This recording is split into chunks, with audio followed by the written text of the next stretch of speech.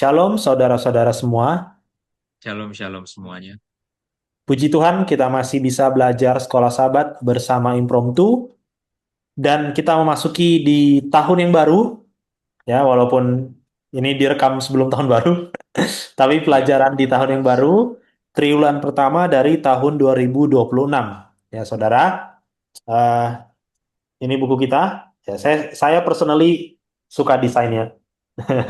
Ya, ini buku kita yang baru dan eh, sedikit sebelum nanti kita berdoa untuk mulai, sedikit pengantar ya tentang tentang penulis buku Sekolah Sahabat kita. Ya, judul satu triwulan ini adalah Menyatukan Surga dan Bumi, yaitu judul besarnya, dan subjudulnya Kristus dalam Filipi dan Kolose ya. Jadi kita akan belajar surat Paulus, Filipi dan Kolose. Penulis Sekolah Sahabat kita atau principal contributornya itu adalah Clinton Wahlin ya. Clinton Wahlin dia itu adalah associate director dari BRI, dari Biblical Research Institute, punya Gereja Masih Advent Hari Ketujuh. Jadi dia ini adalah scholar yang pakar, ya sangat pakar ya, terutama dalam Perjanjian Baru, hermeneutika dan tulisan-tulisan Paulus tentunya. Overall Perjanjian Baru. Ya dia pernah mengajar jadi dosen juga. Kalau di Asia kalau nggak salah dia pernah ngajar di Ayas di Filipina. Ya kalau saya nggak salah. Dan dia juga pernah menulis Sekolah Sahabat di tahun 2014 kalau nggak salah di buku Yakobus. Ya, dia pernah nulis itu untuk Sekolah Sahabat kita dan untuk ini tahun ini 2026 ya dia secara eksklusif sudah mempersiapkan ini dari 5 tahun sebelumnya ya. Dia cerita.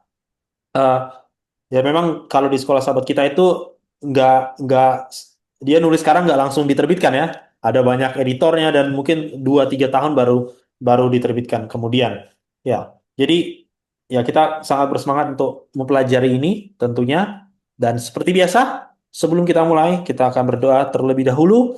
Mas Hansen, saya minta pimpin di dalam doa. ya. Mari kita berdoa. Bapa di surga, terima kasih Engkau begitu baik. Menjelang tahun baru ini, Engkau mengizinkan kami untuk belajar. Engkau mengizinkan kami untuk menerima firman-Mu, pelajaran-pelajaran rohani, aplikasi-aplikasi bagi kehidupan kami. Biarlah kami dapat diubahkan seturut dan sesuai dengan kehendak-Mu. Kami mohon ampunilah segala dosa dan kesalahan kami. Kami berdoa dalam nama Tuhan Yesus yang telah menebus kami dari dosa. Amin. Amin. Oke, monggo Mas Hansen. Iya, ya dan menyambung yang Bill bilang tadi ya, Clinton Wahlan ini unik karena dia punya eh, kepakaran ganda ya. Ya, Dia selain pakar di Perjanjian Baru, dia juga pakar sejarah GMHK. ya, sejarah gereja. Makanya dalam dalam pelajaran ini dia sering menghubungkan pelajaran dari Paulus ke pelajaran di sejarah GMHK gitu ya. Yang Hmm. biasanya kalau orang pakar Perjanjian Baru dia Perjanjian Baru aja, kalau dia pakar sejarah gereja dia sejarah gereja aja ya. Dia ini pakar dua-duanya. Seperti itu. Oke, berbicara tentang surat Filipi dan Kolose ya. Ini termasuk dalam golongan surat-surat penjara. Hmm. Artinya surat-surat yang ditulis oleh Paulus waktu dia di penjara. Ya. Dan ini bukan hanya Filipi dan Kolose, ada juga Efesus dan Filemon ya. Jadi ada empat ya. Efesus, Filipi, Kolose, Filemon itu surat-surat yang ditulis Paulus di penjara. Oke. Kita langsung lihat eh, latar belakang penulisan Paulus waktu dia di penjara ya. Pertama kita buka Filipi 1 ayat 7. Filipi.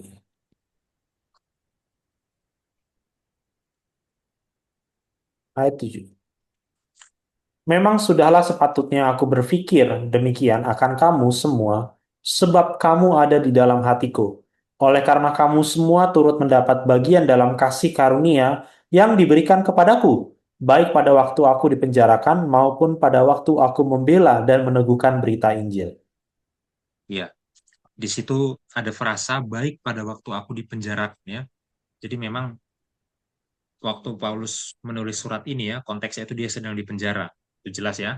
Hmm. Kita lanjutkan Bill ke ayat 13-nya. Sehingga telah jelas bagi seluruh istana dan semua orang lain bahwa aku dipenjarakan karena Kristus. Oke, kalau di ayat 7 kita tahu bahwa Paulus dipenjara, ya. Di ayat 13 kita tahu bahwa kota tempat Paulus dipenjara itu ada istananya. Jadi ini kota yang cukup besar, ya. Dan istana ini dalam bahasa Latinnya adalah praetorium. Praetorium. Oke.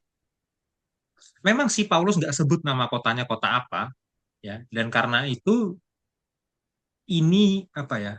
Jadi perdebatan di antara para pakar ya. Apakah kota yang dimaksud adalah kota Roma, ya? Dan waktu saya bicara kota Roma itu kotanya ya, bukan kekaisarannya ya.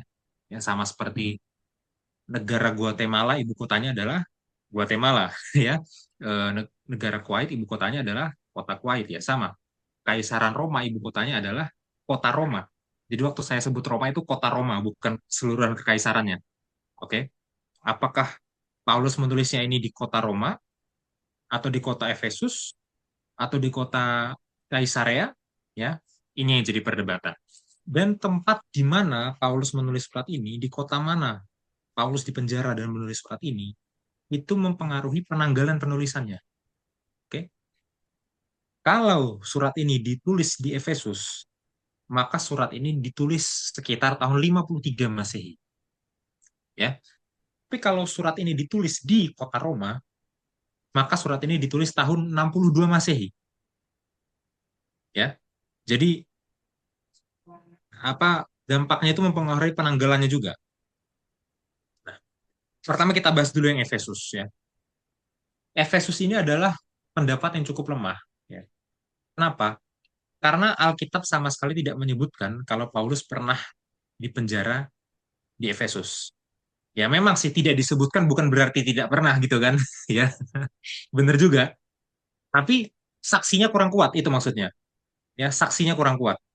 Karena Alkitab nggak bilang Paulus pernah dipenjara di Efesus. Lalu bagaimana dengan Roma? Ya, nah ini harus kita cek dari bahasa asli. Nah, tolong Bill tampilkan bahasa Yunaninya. Oke, tolong tampilkan di ayat 13 tadi ya. Oke, saya mau mohon maaf ke saudara-saudara ya. Jadi saya tidak punya kemampuan bahasa Yunani yang baik. Bahasa Yunani saya masih di level pra pemula, jadi pemula saja belum ya.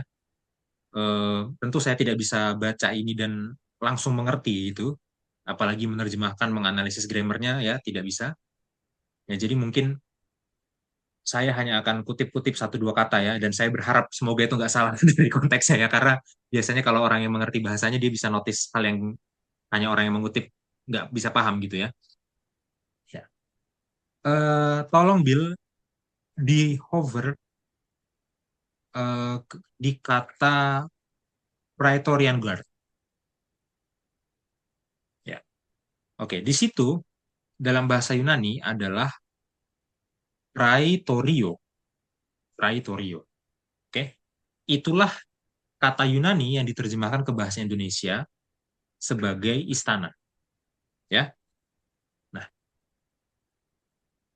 sebenarnya bagaimana cara menerjemahkan kata praetorio ini secara tepat? Oke, kita coba bandingkan dengan terjemahan-terjemahan bahasa Inggris ya. Contohnya di sini ada Nesby, ya, New American Standard Bible, menerjemahkannya sebagai Praetorian Guard, penjaga Praetorian.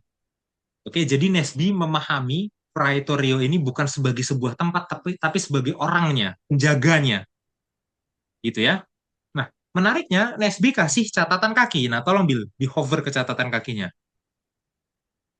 Ya, dalam catatan kakinya dikasih keterangan atau istana gubernur, ya, istana gubernur.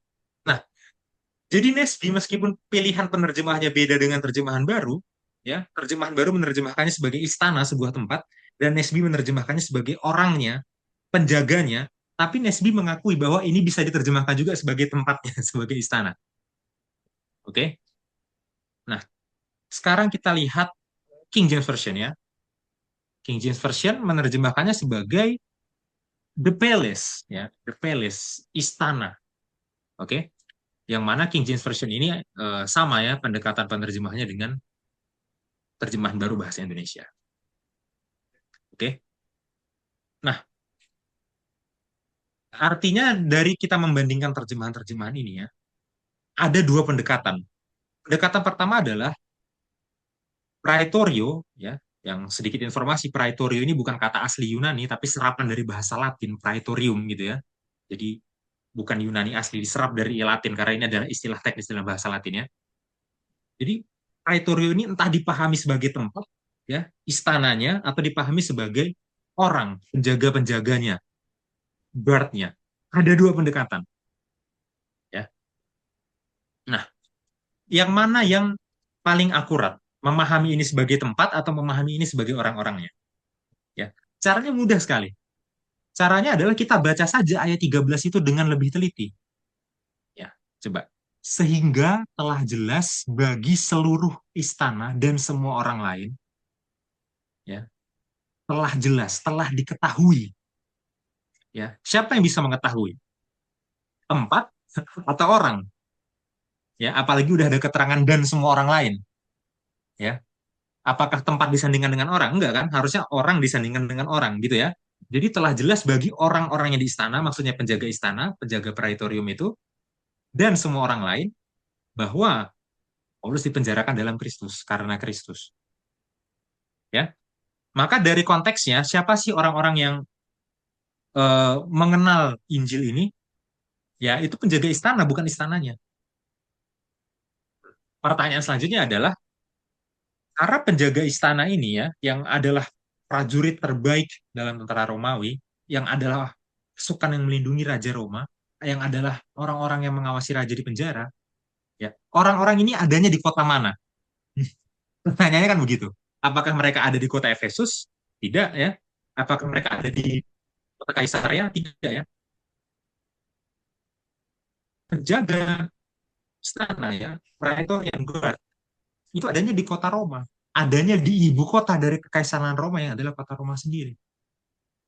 Sehingga kita bisa cukup yakin ya bahwa surat ini ditulis dari penjara yang ada di kota Roma. Jadi Kaisar ya, ya ketiga kota yang semuanya ada di bawah Kekaisaran Roma. Jadi kalau dibilang dari Roma ya tiga-tiganya dari Roma, dari Kekaisaran Roma. Tapi ini kita ngomong kotanya, ya kayak gitu ya. Nah, berarti kalau memang ini ditulis dari kota Roma, berarti tanggalannya bisa dipastikan juga sekitar tahun 60 sampai 62 Masehi, ya, bukan tahun 53 Masehi. Ya, ini akhirnya kita kembalikan lagi ke penanggalannya ya, seperti itu. Nah, eh, kenapa ayat 13 ini penting? Kenapa fakta bahwa Injil itu telah sampai kepada para pengawal praetorian di Roma itu penting? Ya, karena di zamannya Paulus, ya, para pengawal praetorian itu harus berasal dari ibu kota, minimal dari provinsi ibu kota yang di semenanjung Italia itu, ya, bukan dari wilayah jajahan, gitu.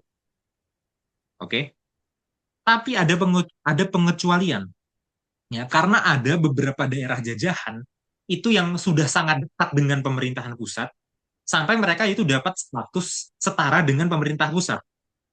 Contohnya apa? Contohnya adalah eh, Kolose ini. Sorry, Kolose. Contohnya adalah Filipi ini. Ya, Filipi ini adalah daerah jajahan, bukan di semenanjung Italia, tapi dia sudah sangat dekat dengan pemerintahan pusat dan dia dapat hak istimewa yang sama dengan pemerintahan pusat, sehingga orang-orang Filipi itu bisa jadi menjaga praetorium.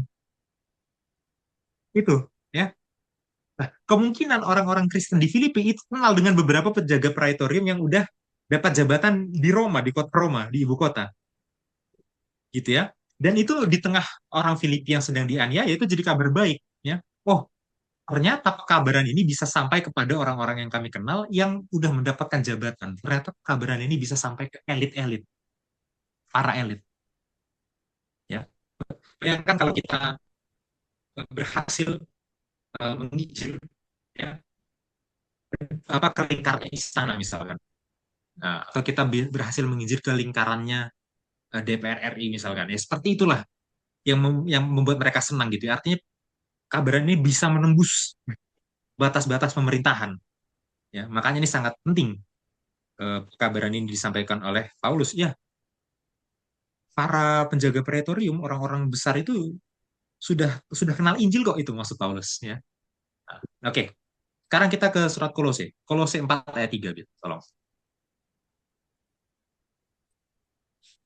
Berdoalah juga untuk kami supaya Allah membuka pintu untuk pemberitaan kami, sehingga kami dapat berbicara tentang rahasia Kristus yang dikarenanya aku dipenjarakan. Ya, perhatikan di situ Paulus menggunakan frasa membuka pintu. Ya, ya. Ini sebenarnya kiasan ya. Jadi zaman dulu itu ya di dunia kuno, waktu orang bilang pintu yang terbuka itu maksudnya apa? Ada kesempatan yang terbuka untuk melakukan aktivitas ini, aktivitas itu. Ya, kita juga sekarang masih pakai gaya bahasa kayak gitu kan ya. Ya akhirnya pintunya udah mulai kebuka untuk aku ya. Waktu kita misalkan mau punya pekerjaan A, pekerjaan B, ya Hmm. mau membangun sesuatu lah, itu kita bilangnya akhirnya ada pintu yang terbuka untuk aku. Nah, sama bagi Paulus, pintu yang terbuka itu adalah kesempatan untuk melakukan aktivitas tertentu. Aktivitas apa yang dimaksud Paulus di sini? Jelas aktivitas pemberitaan, ya. Pemberitaan apa? Pemberitaan Injil, ya. Jadi Paulus itu menantikan kesempatan untuk memberitakan Injil. Karena sekarang dia sedang tidak bisa memberitakan Injil. Sekarang sedang di penjara, ya. Jadi dia menantikan kebebasannya dari penjara supaya dia punya pintu yang terbuka untuk kesempatan pemberitaan Injil, ya. Dan secara literal pintu penjaranya juga harus terbuka ya. Jadi bisa berlaku ganda. Nah, sekarang kita bahas ya bagaimana kebiasaan pemenjaraan di dunia Yunani Romawi ya pada abad pertama ya. Waktu Paulus di penjara, ya, dia di penjara itu di penjara rumah. Dan selama di situ dia itu dirantai ke seorang tentara ya.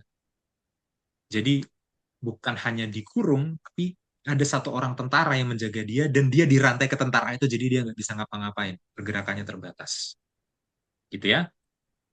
Nah, dan tentaranya ini adalah tentara khusus ya, pejuang terbaik di tentara Romawi. Oke, sekarang tolong Bill ditampilkan pelajaran hari Senin paragraf 2 ya, di situ ada satu kutipan yang menarik ya.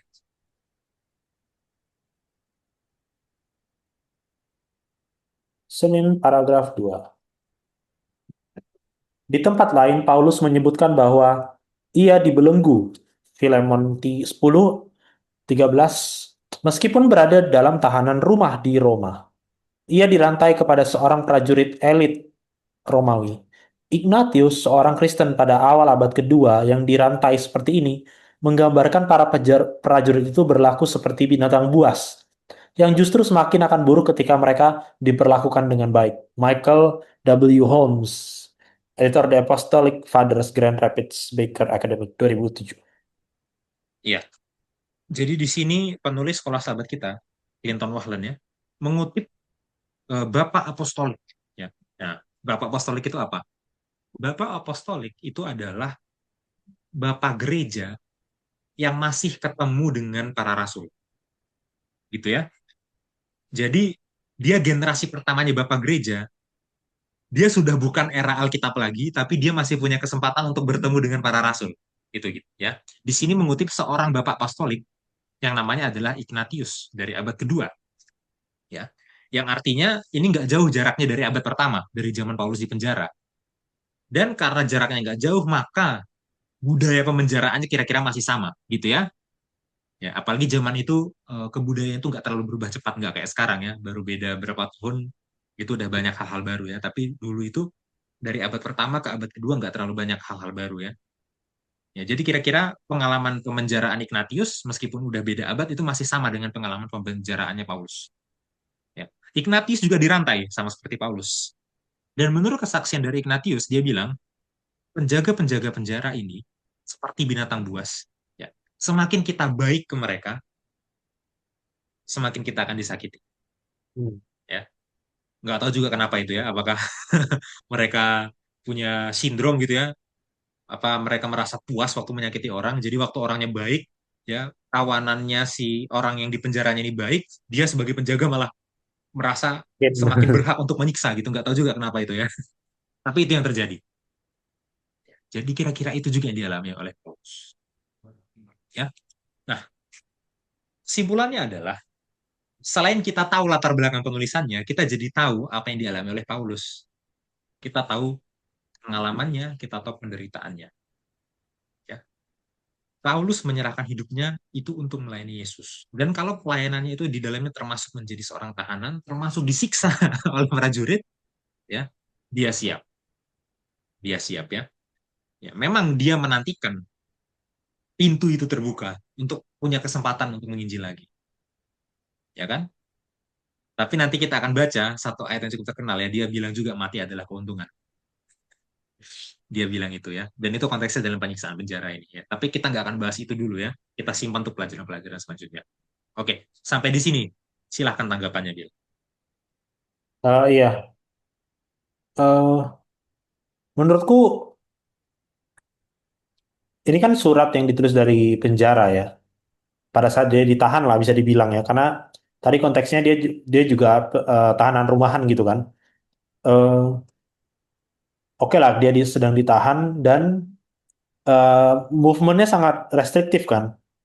Tetapi walaupun bagaimanapun sebenarnya Paulus itu secara teknis kalau nggak salah dia masih bisa menulis arti itulah kenapa dia masih bisa nulis surat kabar ini ya dan juga dia masih bisa dikunjungi gitu kan masih ada visitor Ya, dan yang lain-lainnya gitu. Nah mungkin alasannya kenapa ini penting ya bagi kita sehingga eh, pada saat kita baca nanti Filipi dan Kolose karena ini kan masih pelajaran baru awal banget ya kita nggak akan terlalu dalam untuk membahas apa teologi di balik ini semua gitu kan aplikasi. Kita mau mencoba kalau kita di posisi Paulus itu seperti apa gitu dan di bab awal ini kita langsung dihadapkan pada posisi yang nggak enak kan sebenarnya gitu jadi artinya kita diperkenalkan Paulus itu atau menulis ini itu tersiksa yang tadi Mas Yansen bilang gitu kan walaupun dia bisa menulis dan walaupun dia mungkin bisa dikunjungi tapi hidupnya tuh nggak enak gitu loh. Jadi jangan kita pikir tahanan rumahan itu ya dia prajuritnya baik atau misalnya ya mereka cukup mengerti dia. Ya bisa jadi dia sambil nulis ini sambil disiksa juga, nggak ada yang tahu. Gitu kan. Eh, artinya artinya yang dia tulis ini itu dari bukan hanya diilhami oleh Roh Kudus ya, tapi itu dari hatinya menurutku ya. Itu dari hatinya dalam arti ya dia menulis apa adanya gitu. Berbeda dengan misalnya saudara dipanggil untuk membuat KKR di satu tempat. Ini contoh ya. Lalu saudara menginjil dan saudara bersaksi atau apapun lah, berkhotbah. Ya, walaupun mungkin saudara saya pastikan berkhotbah melalui hikmat dan dari hati gitu ya. Tapi kadang-kadang sebagaimana public speaking pasti saudara mau ada elemen persuasifnya juga kan. Jadi ada ya, elemen itunya loh. Nah, tapi kalau saudara di penjara dan cuma bisa pakai tulisan, yang bisa keluar apa? Ya udah apa undang-undang doang gitu kan. Saudara mau persuasif persuasif siapa juga gitu. Secara secara ini ya, maksudnya secara kata-kata gitu. Artinya yang dia tulis itu ya memang yang dia rasakan, yang dia alami dan ketika dia bilang dia menunggu pintu yang dibuka ya itu apa adanya gitu kan. Selain nanti ada elemen banyak lah yang bisa kita bahas ya. Tapi kalau sampai sini aku rasa itu yang aku bisa dapatkan dari konteks latar belakangnya dulu. Mungkin itu Mas Hansen. ya. Eh, jadi orang Filipi itu mengutus orang untuk mengunjungi Paulus di penjara. Hmm, Ya, orangnya adalah namanya Epafroditus ya. Nah, Epafroditus ini yang kemungkinan membantu dia menulis suratnya itu. iya. Dan ya mungkin saking beratnya kehidupan penjara ya, Epafroditus itu sampai sakit waktu mengunjungi Paulus. Ya, jadi Hmm. bukan hanya tahanan yang sakit, orang yang mengunjungi tahanan itu sampai sakit ya. Jadi bisa dipukul juga deh. Karena mungkin, mungkin itu sangat mungkin. Ya. Loh, karena Epafroditus sakit, Paulus suruh Epafroditus untuk, oke, kamu pulang lagi aja ke Filipi, sampaikan pesanku ini ke orang Filipi. Karena di Iya, Filipi ada isu juga yang harus diselesaikan. iya, Pulang aja kamu, Epafroditus ya. Dan waktu pulang akhirnya dia sembuh dari penyakitnya ya. Karena kondisi di Filipi jelas gak seberat di penjara di Roma. Eh, jadi poin pertama adalah memang bisa dikunjungi. ya, terbukti ada yang mengunjungi. Tapi surat ini sendiri menuliskan di dalam isi suratnya yang mengunjungi dia sakit. Itu yang pertama. Ya. Dan yang kedua, eh, dalam surat Filipi maupun surat Kolose dan beberapa surat-surat yang lainnya, Paulus itu menggunakan peran amanuensis. Amanuensis ya, amanuensis itu adalah istilah teknis untuk sekretaris. Gitu ya. Jadi bisa jadi Paulus itu hanya mendikte ya dengan kondisi dia yang sudah lemah gitu ya, dengan kondisi di penjara yang tidak mudah ya. Dia hanya mendikte ya. Dan kadang-kadang sekretaris itu nggak harus menyampaikan, sorry, nggak harus menuliskan hasil diktean itu kata per kata. Nggak harus verbatim. Boleh juga parafrase asalkan intinya sama. Gitu ya. Jadi waktu Bill tadi bilang, oh di penjara masih bisa menulis. Iya, karena ada kebutuhan sekretaris tadi amanuensis dan itu bayar. Itu bayar. Gitu ya. Nah, itu juga yang menjelaskan kenapa nanti misalkan surat Kolose ya. Surat Kolose itu gaya kata-katanya beda dengan surat Paulus yang lain, gaya bahasanya.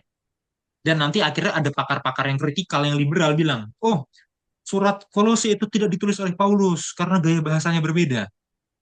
Ya, itu sebenarnya penjelasannya sangat sederhana. Ya berbeda karena itu pakai kata-katanya si sekretaris, tapi idenya itu ide Paulus karena Paulus yang mendiktekan kan gitu ya. Jadi ini masalah kepenulisan surat Kolose itu juga kita perlu pahami ya. Kalau ada orang yang menuduh itu bukan ditulis Paulus, ya kita tinggal bilang nggak ada masalah itu dibantu oleh sekretaris dan sekretaris punya andil untuk menentukan gaya bahasa di situ gitu ya. Nah, jadi banyak sekali faktor-faktor yang saling berhubungan di sini ya dari latar belakang penulisannya itu sendiri. Apa ada kutipan Bill yang mau disampaikan? Baik, di sini ada satu kutipan dari Kisah Para Rasul halaman 454. Dengan demikian, meskipun tampaknya terputus dari pekerjaan aktif, Paulus memberikan pengaruh yang lebih luas dan lebih langgeng daripada jika ia bebas berpergian di antara jemaat-jemaat, seperti pada tahun-tahun sebelumnya. Sebagai tahanan Tuhan, ini lucu ya, Ranger pakai kata sebagai tahanan Tuhan. Ia memiliki pengaruh yang lebih kuat atas kasih sayang saudara-saudaranya, dan kata-katanya yang ditulis oleh seseorang yang berada di bawah belenggu demi Kristus mendapat perhatian dan rasa hormat yang lebih besar daripada ketika ia bersama-sama mereka secara pribadi. Baru setelah Paulus dipisahkan dari mereka, orang-orang percaya menyadari betapa beratnya beban yang telah ia pikul demi mereka. Sebelumnya, mereka sebagian besar membebaskan diri dari tanggung jawab dan beban karena mereka kekurangan kebijaksanaan, taktik, dan energi yang tak terkalahkan seperti dirinya. Tetapi sekarang dibiarkan dengan ketidakberpengalaman mereka untuk mempelajari pelajaran yang telah mereka hindari, mereka menghargai peringatan, nasihat, dan instruksinya, sebagaimana mereka tidak menghargai pekerjaan pribadinya. Dan ketika mereka mengetahui keberanian dan imannya selama masa pemenjaraannya yang panjang, mereka terdorong untuk lebih setia dan bersemangat dalam membela Kristus. Ya, tentu kita akan pelajari nanti lebih lanjut ya di dalam dua kitab ini motivasi Paulus dan apa dampaknya dia di penjara terhadap tulisannya gitu ya. Pasti itu tercurah lah melalui kata-katanya dalam kitabnya. Tapi satu kutipan ini bagus ya, artinya Tuhan memiliki rencana yang lebih besar bagi Paulus. Walaupun tentu itu adalah, itu saya rasa itu juga adalah apa itu namanya? eh Apa itu bahasanya? eh, itu adalah interupsi dari kuasa jahat juga ya, pastilah membatasi gerak Paulus dalam menginjil kan. Tetapi itu tidak membatasi penginjilan itu sendiri. Bahkan dalam kutipan ini dikatakan mungkin itu lebih bermanfaat bagi Paulus untuk di penjara ya. Dampak dari surat-suratnya itu lebih lebih efektif dibandingkan dia ketemu langsung dengan Filipi atau bahkan dengan eh, Kolose. Dia belum pernah ke Kolose kalau saya nggak salah, gitu ya. Jadi ya ini kutipan pembuka untuk kita mengerti ternyata Tuhan masih bisa pakai dia bahkan dia di penjara ya. Bagaimana dengan kita? Mungkin itu. Oke, terima kasih Bill. Ya, kita lanjutkan ya. Tadi kita udah bahas latar belakang penulisannya, ya. Sekarang kita bahas latar belakang masing-masing kotanya. Oke? Hmm. Kita bahas pertama Filipi dulu ya. Bagaimana Filipi secara geografi, secara sejarah, dan secara arkeologi. Gitu ya. Dan untuk melakukan ini, saya butuh peta. Oke, jadi tolong Bill buka Kisah Para Rasul 16 ayat 12. Nggak perlu dibacakan, langsung klik petanya aja di Step Bible ya.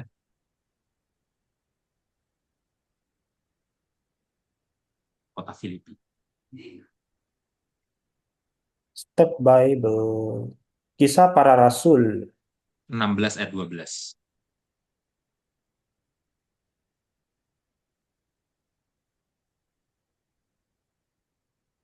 Ya, Filipi.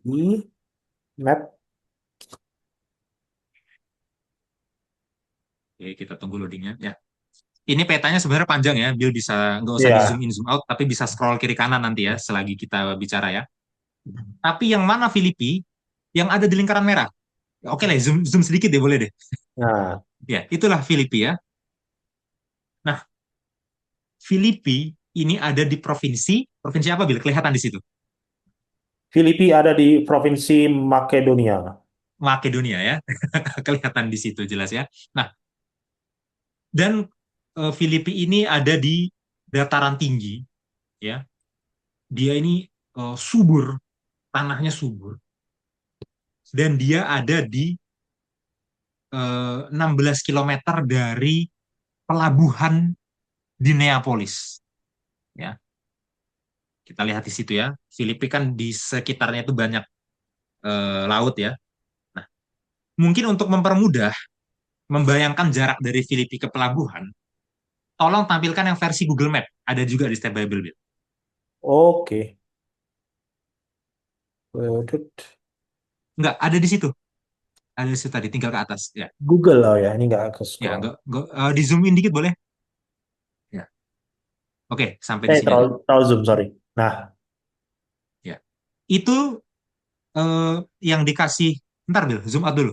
iya. Kita harus lihat letak Filipinya di mana. Yang dikasih pin, ya, itu adalah Filipi di peta modern sekarang. Nah, di mana letak pelabuhan Neapolis? Itu ada di Kavala. Jadi dulu namanya adalah pelabuhan Neapolis. Sekarang di negara modernnya, di Yunani modern sekarang namanya adalah pelabuhan Kavala. Dan itu jaraknya dekat ya, hanya 16 kilometer. Oke, itu yang pertama. Oke, sekarang kita kembali ke peta kunonya, Bill. Nah, selain dekat pelabuhan, ya, Filipi ini juga dilewati oleh jalur darat yang disebut dengan Via Egnatia. Via Egnatia itu ya, kata via adalah bahasa Latin itu artinya jalan kan. Via Egnatia itu artinya dia adalah jalan darat yang menghubungkan semenanjung Italia. Coba ke barat, Bill. Tunjukkan semenanjung Italia. Ke barat, barat, barat. Itu timur. Sorry, sorry. Iya, barat, barat lagi. Nah, itu semenanjung Italia ya. Jadi dari semenanjung Italia, sedikit menyeberang laut, sampai ke Dir Haikum. Nah, sekarang ke timur sedikit. Ke timur sedikit. Nah, dari Dir Haikum itu lurus terus, lurus sampai paling timur. Ya, ke atas, Bit. Ke atas dikit, ya. Jangan terlalu ke bawah. Ya, lurus terus. Nah, sampai sampai ujung. Nah, itu sampai ke wilayah Asia Kecil. Oke? Jadi dari semenanjung Italia, nyebrang laut, sampai ke pelabuhannya, lurus sampai ke Asia Kecil. Itulah yang disebut dengan Via Egnatia. Jalan yang menghubungkan Italia dengan Asia Kecil. Nah, jalan itu melewati kota Filipi. Coba ke barat sedikit lagi. Ya kan? Jalannya itu melewati kota Filipi. Lurus. Lurus. Ya. Jadi, ini adalah jalur migrasi yang penting. Dia dekat dengan jalur laut, yaitu pelabuhan. Dia dekat dengan jalur darat utama yang menghubungkan ibu kota yang ada di semenanjung Italia dengan Asia Kecil. Ya, strategis. Filipina ini lokasinya strategis. Gitu ya. Nah, apa pentingnya? Pentingnya gini. Kalau Paulus berhasil mendirikan gereja di kota ini akan mempermudah untuk menyebarkan ke kota lain. Karena ini kota besar, jadi untuk menyebarkan ke kota-kota kecil lainnya di sekitarnya itu gampang. Ya. Contohnya adalah Amfipolis ya. Amfipolis bukan kota kecil sih, tapi itu ada di sekitarnya. Ada Apolonia, ada Tesalonika. Tesalonika juga bukan kota kecil, tapi ada di sekitarnya. Dan Berea, Berea ini kota cukup kecil ya. Jadi mudah sekali dari Filipi, jalur utama laut, jalur utama darat, ya. Semua orang lewat situ mudah sekali untuk menyebarkan ke berbagai tempat di sekitarnya di seluruh provinsi Makedonia tadi. Gitu ya. Nah, dan ada fakta unik lainnya. Nah, tolong Bill tampilkan kutipan dari Cassius yang tadi saya sudah kirim tautannya. Ya. Ini jangan di scroll dulu ya, tapi boleh di zoom sedikit ya supaya tulisannya lebih jelas. Ini adalah tulisan dari Cassius Dio. Cassius Dio ini adalah sejarawan Romawi dari kira abad kedua sampai pertengahan abad 3. Ya, jadi ini sumber primer ini untuk sejarah Yunani Romawi. Ya, kita bukan kutip pandangan dari pakar mana, enggak. Ini tulisan sejaman langsung dari zaman itu, dari sejarawan zaman itu kita kutip ya. Dia menulis buku yang judulnya Roman History, ya tentunya bukan bahasa Inggris artinya, bahasa Yunani ya. Dia menulis buku ini yang menceritakan sejarah Roma dari awalnya sampai abad ketiga Masehi. Oke, tolong Bill di Control F ya dan cari frase for by turning out.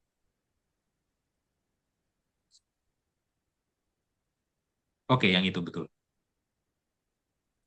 Ya, dibaca yang seluruh nomor 6 itu ya. Tolong Bill bacakan. Okay. For by turning out of their homes, the communities in Italy which had sided with Antony, he was able to grant to his soldiers their cities and their farms. To most of those who were dispossessed, he made compensation by permitting them to settle in Dyrrhachium, Philippi, and elsewhere, while to the remainder he either granted money for their land or else promised to do so. For thought he had acquired great sums by his victory, yet he was spending still more by far. Oke, saya terjemahkan ya. Ternyata ya rumah-rumah mereka eh, komunitas-komunitas di Italia ini ya telah sided. Sided itu apa, Bill? Bergabung atau Ya, mengikat. dengan Antonia, Ya. dengan Antoni, sehingga dia bisa memberikan kepada pasukan-pasukannya kota-kota mereka dan lahan-lahan pertanian mereka. Kepada sebagian besar dari yang telah kehilangan kehilangan tempat tadi maksudnya ya, disposes ya, dia memberikan kompensasi dengan mengizinkan mereka tinggal di Dyrrhachium. Masih ingat Dyrrhachium yang mana tadi? Ya, Hmm. tahap pertama setelah menyeberang dari Italia itu Dyrrhachium kan. Kemudian Filipi, oke, dari Dyrrhachium lurus ke timur itu Filipi, ya, dan tempat lain, ya, dan sementara kepada sisanya dia memberikan uang atau tanah atau janji untuk melakukannya, ya. Meskipun dia telah mendapatkan jumlah yang banyak dari kemenangannya, dia tetap mengeluarkan lebih banyak lagi.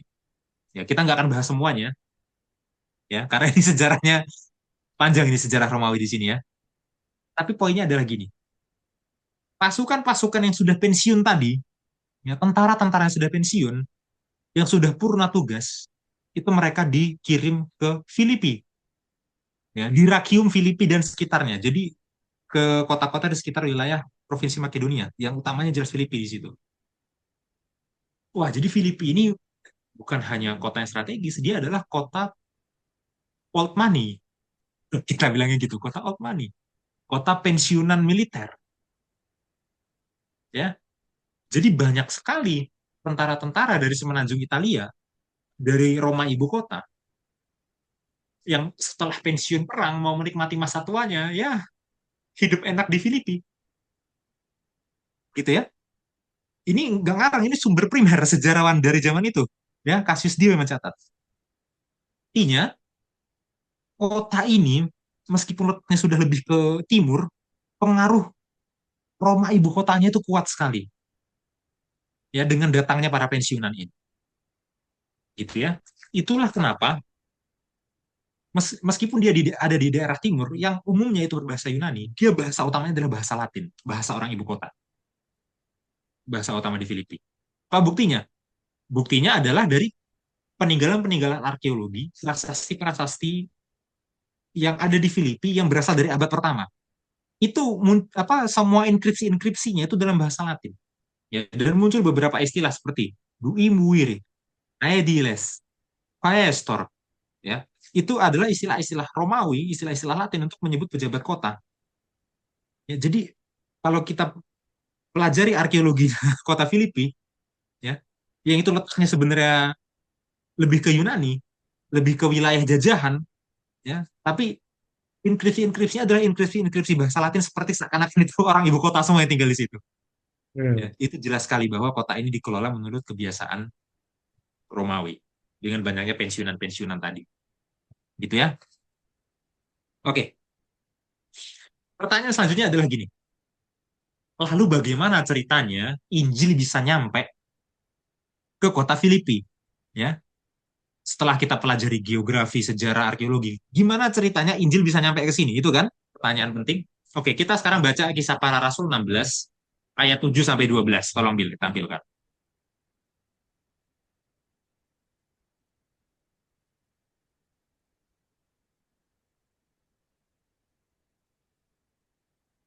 Ayat 7 sampai 12 kan? Ya, ya. Oke. Dan setibanya di Misia, mereka mencoba masuk ke daerah Bitinia, tetapi Roh Yesus tidak mengizinkan mereka. Setelah melintasi Misia, mereka sampai di Troas. Pada malam harinya, tampaklah oleh Paulus suatu penglihatan. Ada seorang Makedonia berdiri di situ dan berseru kepadanya. Katanya, "Menyeberanglah kemari dan tolonglah kami." Setelah Paulus melihat penglihatan itu, segeralah kami mencari kesempatan untuk berangkat ke Makedonia. Karena dari penglihatan itu kami menarik kesimpulan bahwa Allah telah memanggil kami untuk memberitakan Injil kepada orang-orang di sana. Lalu kami bertolak dari Troas dan langsung berlayar ke Samotrake, dan keesokan harinya tibalah kami di Neapolis. Dari situ kami ke Filipi, kota pertama di bagian Makedonia ini, suatu kota perantauan orang Roma. Di kota itu kami tinggal beberapa hari. Jelas ya. Filipi, kota pertama di bagian Makedonia, suatu kota perantauan orang Roma. Jadi apa yang dicatat oleh sejarawan dengan yang dicatat oleh Alkitab itu nyambung ya. Makanya Alkitab ini nilai sejarahnya tinggi, bukan hanya dia catatan rohani yang abstrak ya, dia punya nilai sejarah yang bisa dipercaya gitu ya. Ya, oke. Untuk menjelaskan ayat ini, kita butuh peta, jelas Bil. Jelas kalau kita butuh peta. Tolong Bil. Tadi masih ada tabnya. Oke, ya. Jadi Paulus itu awalnya mau ke Asia Kecil. Nah, tolong di zoom out. Ya, Asia Kecil itu lebih ke timur lagi ya. Itu adalah daerah Bitinia. Nah, di timur, timur, timur, timur lagi. Ya, itu kelihatan ya, Bitinia dan Pontus. Oke. Jadi Paulus, Silas dan Timotius mau pergi ke Bitinia dan Pontus itu, ya. Tapi Roh Yesus tidak mengizinkan mereka. Ya tadi kita baca ya. Nah, kita nggak bahas ya. Kenapa ada Roh Kudus, kenapa ada Roh Yesus, bedanya apa? Bukan itu fokus kita ya. Simpan untuk lain waktu ya. Tapi intinya adalah Tuhan tidak mengizinkan mereka untuk pergi ke Bitinia. Lalu mereka akhirnya pergi kemana? Tolong ke barat sedikit, di zoom di Troas. Troas itu ada di tenggaranya Filipi. Nah, akhirnya mereka ke Troas. Troas. Nah, di Troas, Paulus dapat mimpi. Mimpinya adalah penglihatan seorang pria Makedonia, yang mana Makedonia itu adalah provinsinya Filipi ya. Seorang pria Makedonia meminta tolong, ya, datanglah, tolonglah kami. Ya. Akhirnya setelah dapat penglihatan itu Paulus, oke, kita harus pergi ke Makedonia, provinsi Makedonia. Ya. Lalu mereka pergi dari Troas ke Makedonia lewat jalur laut. Itu yang baru kita pelajari tadi. Karena lewat jalur laut, maka mereka tiba di pelabuhan Neapolis yang tadi kita lihat juga. Nah, dari pelabuhan Neapolis ke Filipi mereka lewat jalur darat. Jalur daratnya apa? Via Egnatia tadi. Ya, Via Egnatia sampailah ke Filipi. Ya. Sampailah ke Filipi. Oke? Ya, kita bisa bisa kehilangan pemahaman kalau kita nggak buka peta memang. Jadi ini pentingnya. Makanya kalau Bapak Ibu saudara-saudari tanya ya, kenapa sih di Alkitab di belakang itu harus ada peta ya? Itu memang harus sering-sering digunakan ya untuk hal-hal seperti ini ya. Oke, lanjut Bill, ayat 13 sampai 15.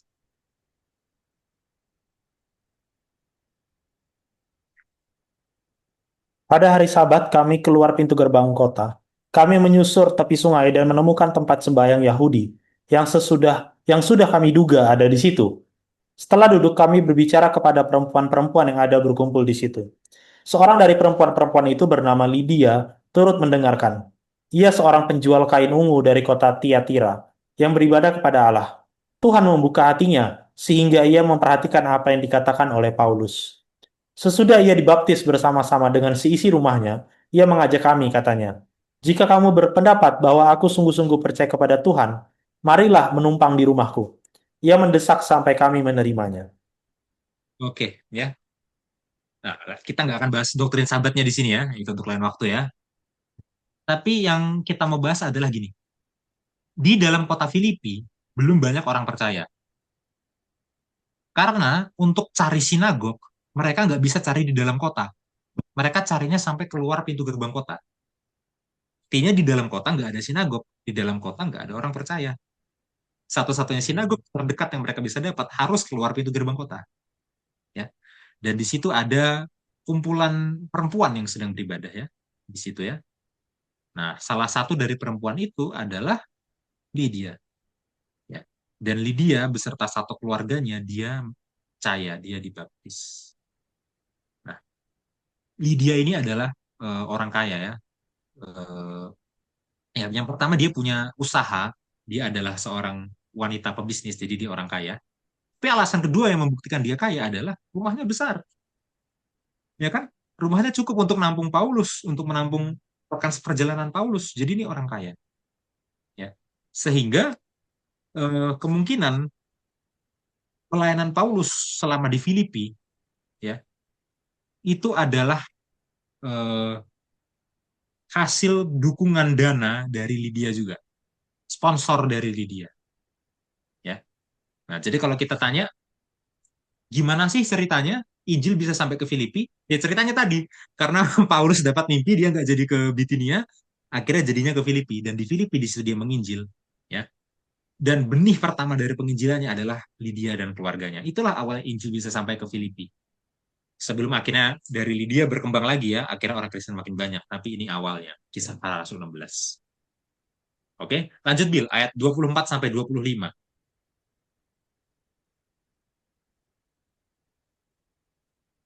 Sesudah dengan perintah itu, kepala penjara memasukkan mereka ke ruang penjara yang paling tengah dan membelenggu kaki mereka dalam pasungan yang kuat. Pasungan.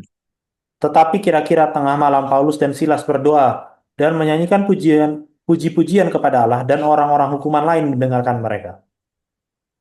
Ya, tadi kita sudah belajar bahwa surat Paulus kepada orang Filipi ditulis di penjara di Roma. Nah, jadi Paulus di penjara di Roma, dari penjara itu dia kirim surat ke orang Filipi. Tapi ternyata sebelum-sebelumnya dia juga pernah di penjara di Filipi itu sendiri. Ya, tapi ini jangan ketukar ya. Jangan ketukar, karena saya takut ada yang ketukar. Ada orang yang menganggap nanti dia menulis surat kepada orang Filipi dari penjara Filipi. Ya, bukan itu kasusnya. Ya, kasusnya adalah dulu dia pernah di penjara di Filipi, lalu bebas. Kemudian dia di penjara lagi di Roma, dan waktu di penjara di Roma baru kirim surat ke orang Filipi. Itu sebenarnya.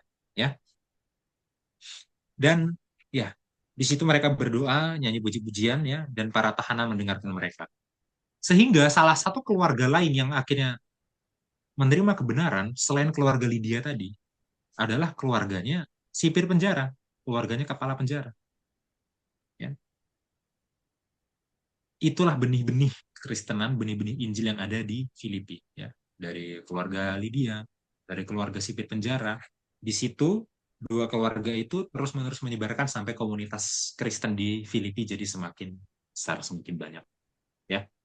Oke, sampai di sini Bill. Silahkan tanggapannya. Iya, dan ini latar belakang yang sangat bagus ya sekali lagi bagi kita.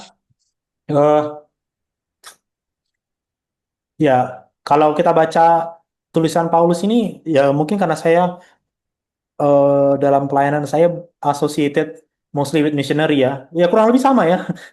Jadi kayak Hmm. berdoa terus nanti Tuhan ngomong, ya jangan di sini, sana aja. Tahu-tahu di sana ketemu orang random entah dari mana, terus akhirnya bisa Hmm. bisa kenal dan bisa ada perkumpulan, ada KPA gitu misalnya. Kalau term sekarang ya. Terus jadi gereja dan pada saat susah ketemu orang lain dan orang lain itu juga akhirnya percaya gitu ya. Jadi saya rasa pengalaman Paulus yang ada di sini ini bukanlah pengalaman yang nggak bisa kita rasakan menurut saya gitu ya. Ya mungkin nggak ada kasus di mana kita dipenjara dan dirantai pada satu orang karena beda cara cara tawanannya dulu dan sekarang. Tapi maksudnya cara Tuhan bekerja itu menurut saya masih sama dengan sekarang ya. Ya mungkin kita tidak menghadapi persekusi yang sebesar ini. Ya mungkin ada pembubaran ibadah pasti ada. Saya tahu beberapa kali gitu ya. Apakah itu Kristen ataupun apakah itu Advent ataupun non Advent gitu. Tapi maksudnya menurut saya Tuhan masih masih bisa bekerja bahkan dengan cara yang sama sampai sekarang. Dengan caranya Paulus ya. Dan cara Paulus ini kan orang yang dia nggak tahu ya dia harus ke Filipi. Maksudnya dia no plan at all gitu loh. Dia kayak ya Iya. udah mau sini terus kayak nanti tiba-tiba Tuhan ngomong. Artinya dia kok bisa kayak gitu ya? Dia harus punya hubungan yang dekat dengan Tuhan kan? Ngapain Tuhan ngomong Hmm. sama dia randomly gitu? Kalau Tuhan nggak punya tujuan khusus untuk dia. Dan artinya faktanya dia di penjara di Filipi pun itu adalah tujuan Tuhan kan? Buktinya kepala penjara itu percaya. Jadi Iya.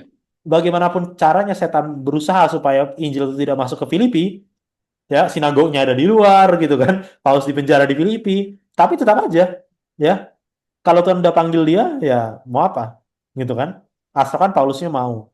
Ya saya rasa panggilan yang sama ya berlaku juga bagi kita.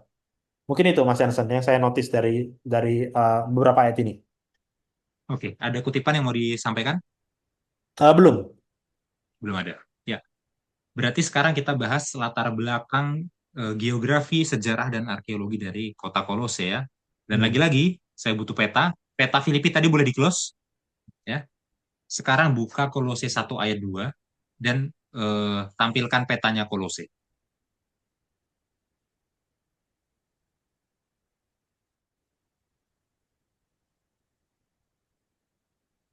Ya.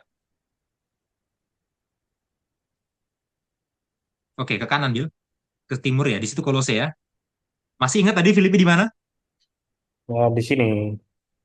Ya, ya. Jadi kita sambil latihan memahami peta apa wilayah kekaisaran Roma kuno ya. Nah, Kolose ya. Kolose ini kotanya nggak sebesar Filipi jelas sekali ya. Filipi itu major, major ya. Eh, Kalau Kolose itu kota kecil, dia kota pertanian ya. Dan oke, dia ada di provinsi coba. Provinsi apa Bil berarti itu Bil? Phrygia. Virgia, Phrygia. Virgia ya. Bagi teman-teman yang suka musik itu ada namanya Phrygian scale itu ya, yang biasa dipakai untuk musik-musik Timur Tengah itu. Ya, itu dari provinsi Virgia ini ya. Ya, jadi dia ada di provinsi Virgia ya. Dan letaknya itu sekitar 193 kilometer dari Efesus. Ya, kelihatan Efesus di situ. Ya. Nah, Efesus kota besar ya, jadi di situ. Dan kota yang paling dekat, kota tetangganya Kolose adalah kota Laodikia. Ya, yang dari Laodikia itu jaraknya cuma sekitar 15 sampai 18 kilometer lah dari Laodikia. Gitu ya. Oke, kita udah paham konteks geografinya, provinsinya mana, kota-kota terdekatnya yang mana, kita udah paham. Sekarang demografinya. Di Kolose itu cukup banyak diaspora Yahudi. Diaspora Yahudi itu artinya adalah orang Yahudi yang merantau dari Israel ke eh, daerah Pirgia ini. Buktinya ada. Ya, kita buka kutipan dari Kikero. Dari Kikero ya, yang tadi tautannya sudah saya kirim. Ya, eh, saya jelaskan dulu ya. Jadi Kikero ini adalah negarawan Romawi sekaligus orator Romawi dari sekitar abad kedua sampai abad pertama sebelum Masehi. Oke, jadi ini sangat tua ini. Bahkan dokumen ini lebih tua dari zamannya Paulus ya. Ini sebelum Masehi. Ya, Kikero. Ya, dan Kikero ini dia membela teman politiknya yang dituduh korupsi lah. Istilahnya gitu. Dia punya teman politik dituduh korupsi untuk membela dia kasih tulisan. Inilah tulisannya, for Flaccus, karena Flaccus dituduh korupsi. Ya. Dan dalam tulisannya, dia menjelaskan berbagai catatan-catatan keuangan dari kota Kolose dan sekitarnya. Pokoknya catatan-catatan keuangan dari kota-kota di provinsi Pirgia, gitu ya. Sekarang tolong Bill, Kontrol F dan cari eh, Eksal 28. 28. Ya. Nah, itu bukan terus pasal itu ayat 28 ya, pasal 28. Ini. Oke, yang ini. Nah, dari pasal 20 dari pasal 28 buka ayat 67 sampai 68. Tolong dibacakan.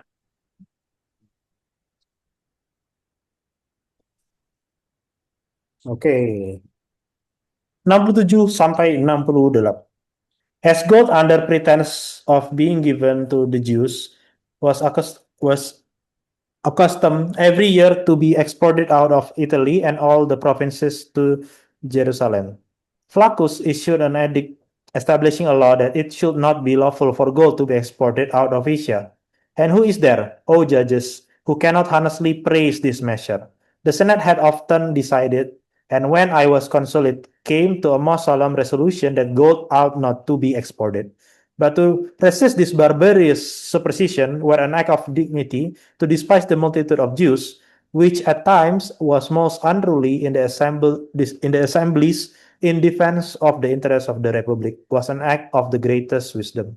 But Henius Pompeius, after he had taken Jerusalem, though he was a conqueror, touched nothing which has in that temple.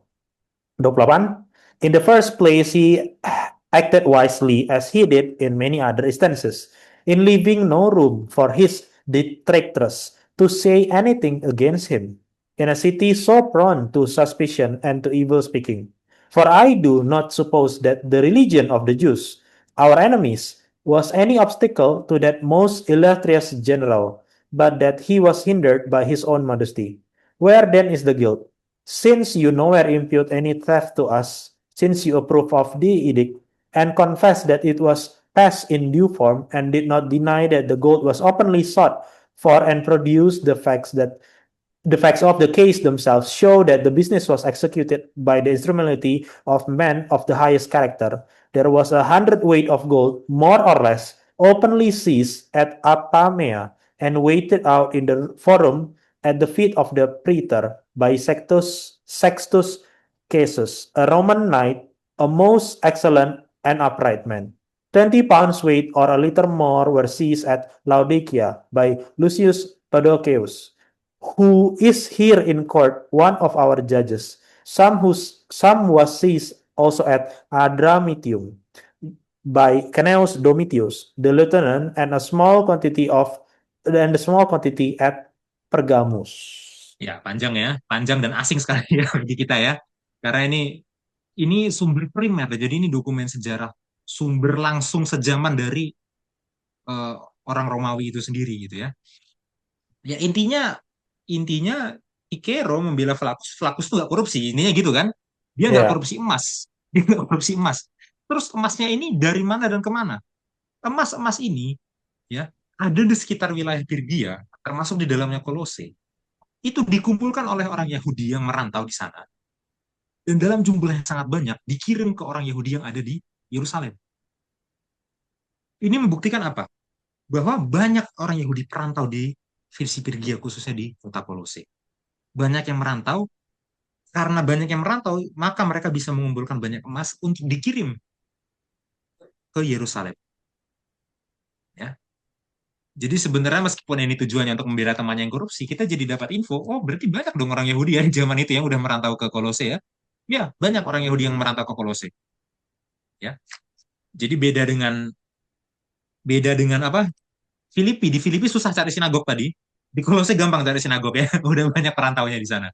Meskipun perantau Yahudi ini nggak semuanya percaya Yesus ya. Jadi sebagian percaya Yesus, sebagian enggak ya. Dan di momen ini, di momen abad kedua tentu semuanya nggak percaya Yesus ya. Kenapa Yesusnya belum lahir?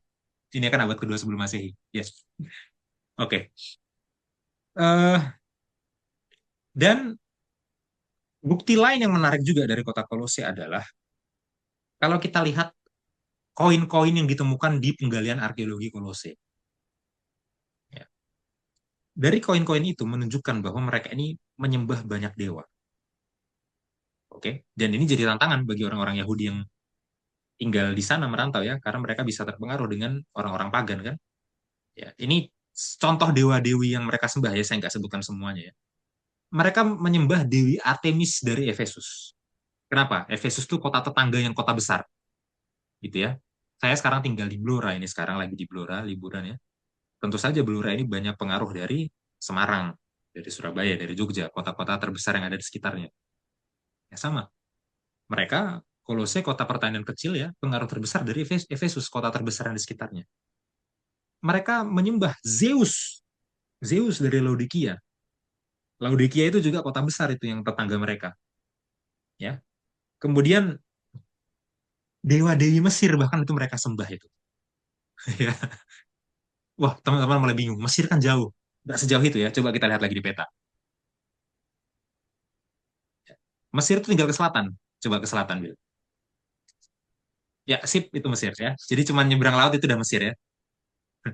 Jadi ini nyebrang ke selatan itu udah benua Afrika. Oke. Dewa-dewi Mesir ya, misalkan apa Isis ya, Sarapis itu ya, itu mereka mereka sembah itu ya. Kemudian dewa-dewi Yunani yang umum itu pasti mereka sembah ya. Athena, Demetria, ya. Kemudian dewa-dewa lokalnya Asia Kecil itu juga mereka sembah, ya. Misalkan ada Dewi Ibu, Dewi Cibele, ya. Kemudian ada Dewi Sihir, Dewi Hekate, itu mereka sembah semuanya. Dan ini tantangannya bagi orang-orang Yahudi yang ada di perantauan di Kolose, ya. Dan ini masih di era sebelum zamannya Yesus. Nah, di era Paulus lebih berat lagi karena di era Paulus bukan hanya Yahudi dalam artian Yahudi secara umum, orang Yahudinya pun udah terpisah, ada yang percaya Yesus, ada yang enggak gitu kan. Iya, Jadi udah ada pengaruh pagan di sekitarnya, dari dalam tubuh orang Yahudinya pun terpisah gitu. Ada orang Yahudi yang udah menerima iman Kristen, ada orang Yahudi yang masih menolak Yesus ya. Jadi tantangannya berat sekali. Ya, ada tantangan dari luar, ada tantangan dari dalam, gitu ya. Oke. Nah, sama seperti kota Filipi tadi. Lalu gimana caranya Injil nyampe ke Kolose? Gimana ceritanya? Ya, ya, kita buka kisah para rasul pasal 19 ayat 10.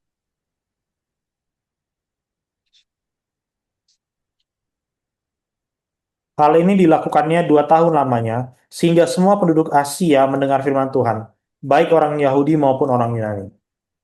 Ya. Jadi Paulus tinggal 2 tahun itu ya, di Asia Kecil, ya, terkhusus di provinsi Pirgia, terkhusus di kota enggak, dia enggak di kota Kolose ya. Dia tinggal di Asia Kecil itu di kota Efesus, tinggalnya di Efesus bukan di Kolose, ya. Jadi Paulus tinggal di provinsi Pirgia di kota Efesus selama 2 tahun, ya.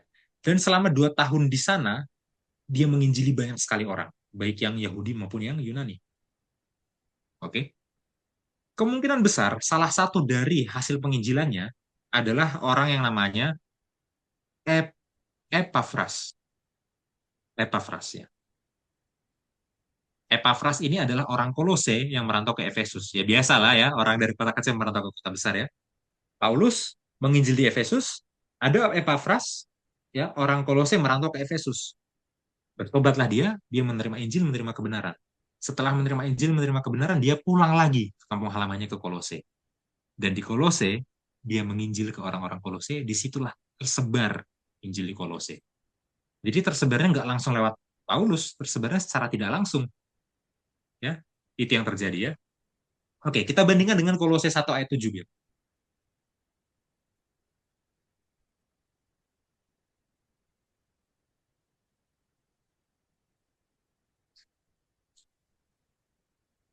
Semuanya itu telah kamu ketahui dari Epafras, kawan pelayan yang kami kasihi, yang bagi kamu adalah pelayan Kristus yang setia.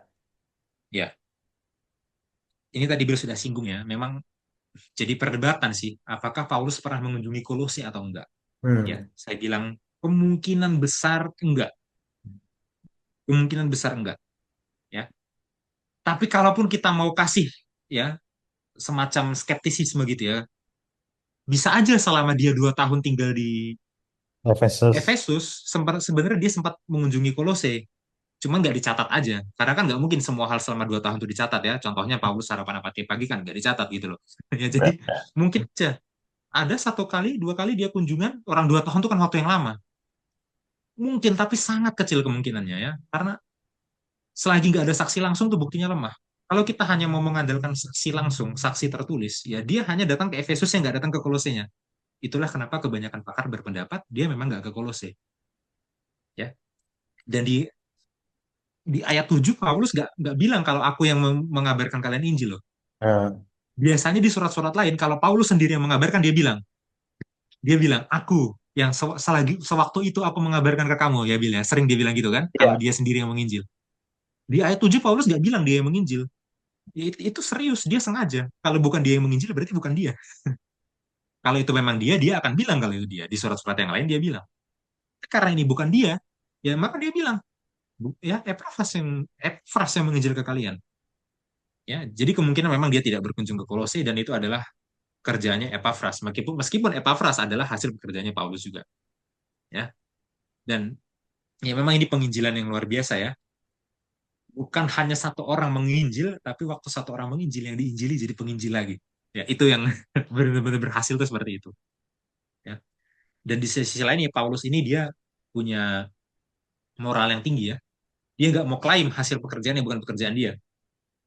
Ya kan? Kalau di surat lain itu pekerjaan dia, ya dia bilang seperti aku menginjili kamu dulu. Oke. Kalau di sini bukan dia menginjil, dia nggak mau bilang. Ya, Epafras yang menginjili bukan aku ya.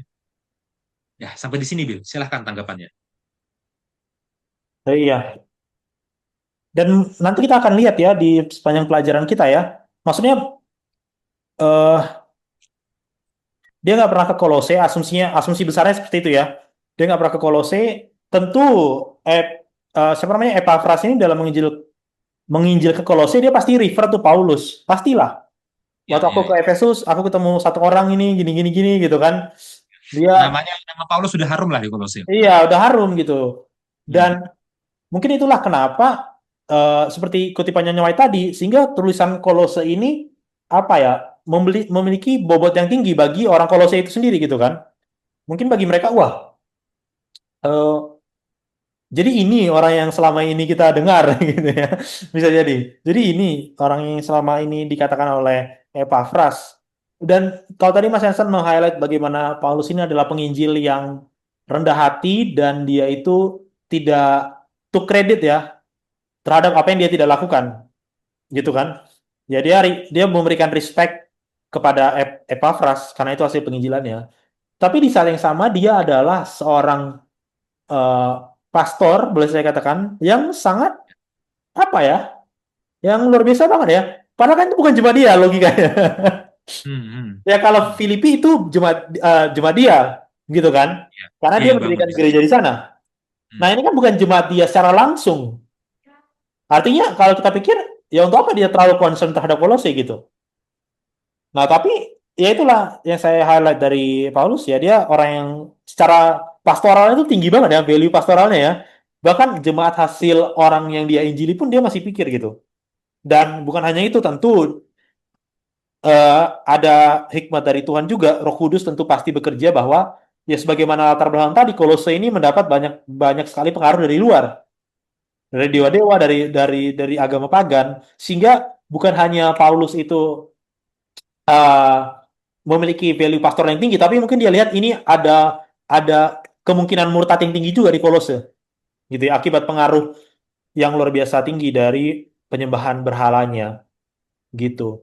Dan kalau saya mau bayangkan ya kalau saya di Paulus ya, mungkin dia juga kayak, wah ini murid saya dalam tanda kutip atau Epafras ini, dia juga khawatir ya.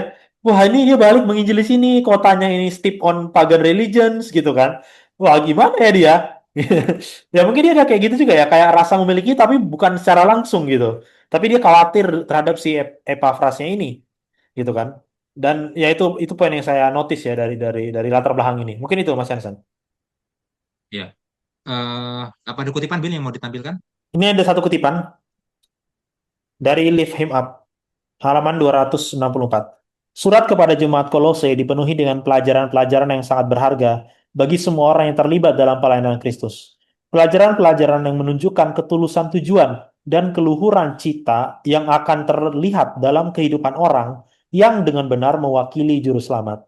Dengan meninggalkan segala sesuatu yang akan menghalanginya untuk maju di jalan yang lebih tinggi atau yang akan membelokkan langkah orang lain dari jalan yang sempit, orang percaya akan mengungkapkan dalam kehidupan sehari-harinya belas kasihan, kebaikan, kerendahan hati, kelemah lembutan, kesabaran, dan kasih Kristus. Dalam upayanya untuk mencapai cita-cita Allah baginya, orang Kristen tidak boleh putus asa akan apapun. Kesempurnaan moral dan spiritual melalui kasih karunia dan kuasa Kristus dijanjikan kepada semua orang. Yesus adalah sumber kuasa, mata air kehidupan. Ia membawa kita kepada firman-Nya dan dari pohon kehidupan ia memberikan kepada kita daun-daun untuk penyembuhan jiwa-jiwa yang sakit karena dosa. Ia menuntun kita ke tata Allah dan menaruh di mulut kita sebuah doa yang melaluinya kita dibawa ke dalam hubungan yang erat dengannya. Demi kita, Ia menggerakkan kekuatan-kekuatan surgawi yang maha kuasa. Di setiap langkah kita, kita menyentuh kuasanya yang hidup. Ya, ini overview sedikit dari apa yang akan kita dapat dari pembacaan tulisan Paulus kepada jemaat Kolose ya. Kita masih di awal, kita belum baca seluruhnya. Ya, saya harap ini bisa memotivasi kita ya. Mungkin itu, Mas Yansen. Terima kasih, Bill. Ya, sekarang mari kita membaca suratnya, ya. Tapi karena ini masih pengantar, kita baca salam pembukanya aja ya. Kita Ya. baca salam pembukanya. Pertama Filipi 1 ayat 1 sampai 2.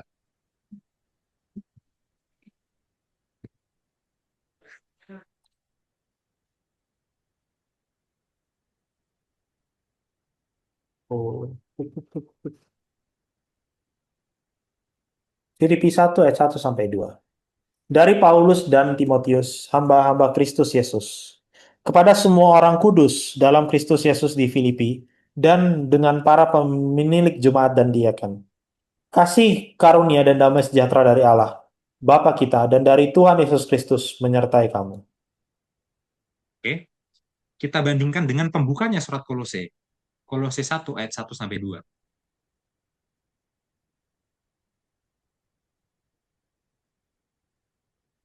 Dari Paulus, Rasul Kristus Yesus, oleh kehendak Allah dan Timotius, saudara kita.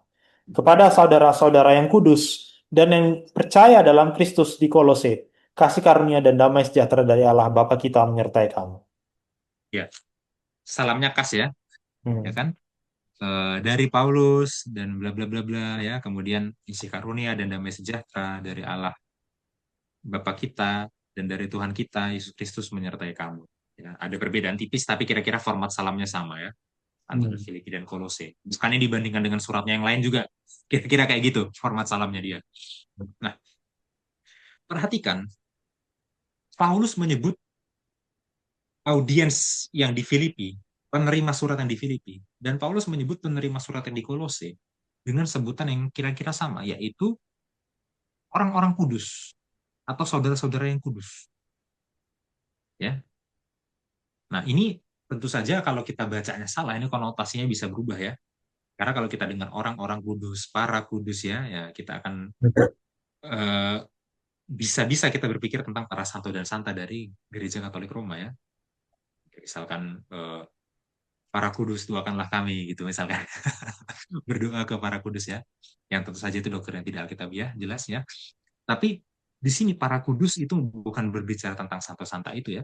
Sama sekali enggak. Para kudus ya, ini adalah menyebut istilah untuk menyebut umat pilihan, umat perjanjian. Oke. Kalau di perjanjian lama, bangsa yang kudus gitu kan, bangsa yang kudus itu perjanjiannya diikat melalui sunat ya. Di ya, di perjanjian baru bangsa yang kudus, ya Israel rohani yang kudus itu diikatnya melalui baptisan. Ya, jadi sebenarnya orang-orang kudus itu maksudnya apa? Ya orang-orang yang sudah dibaptis, yang sudah percaya sehingga mereka menjadi bagian dari bangsa yang kudus, Israel rohani, umat pilihan, umat perjanjian itu maksudnya. Ya, oke. Nah, kemudian ada keterangan yang menarik ya dari Filipi 1 ayat 1. Di situ ada tambahan para penilik jemaat dan diaken. Oke, saya belum cek, tapi saya penasaran bahasa aslinya apa, Bil. Tolong ditampilkan. Filipi ya. Ya,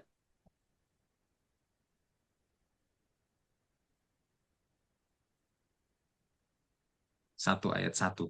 Ya, ini biasanya kalau pembukaan itu karena dia pakai kosakata yang umum untuk salam, jadi saya masih bisa ya. Nanti kalau ayat-ayat selanjutnya yang udah lebih rumit saya nggak bisa.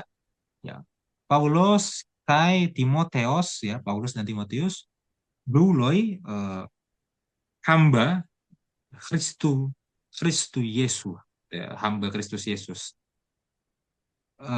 Pasin tis agiois en Kristoi en Kristo Yesus.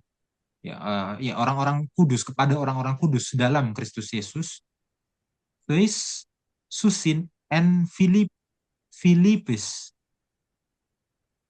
sun episkopois ya pada para episkopos tai diakonois dan diakonois. Oke. Ya, yang lebih mengerti bahasa Yunani bisa dikoreksi ya. Enggak semua katanya bisa saya terjemahkan. Enggak semua katanya saya tahu artinya apa. Karena dalam bahasa Yunani itu satu kata dia berubah mood sedikit, dia berubah bentuk ya. Jadi mungkin bentuk dasarnya saya tahu, tapi waktu udah dalam bentuk ini saya nggak tahu lagi ya. Jadi saya butuh banyak sekali koreksi untuk ini. Tapi yang mau saya highlight adalah eh, kata yang diterjemahkan sebagai penilik. Ya, penilik itu adalah episkopois dalam bahasa Yunani. Ya, ya. Kata dasar episkopos ya. Kemudian kata yang diterjemahkan sebagai eh, diaken ya, itu dalam bahasa Yunani adalah diakonois.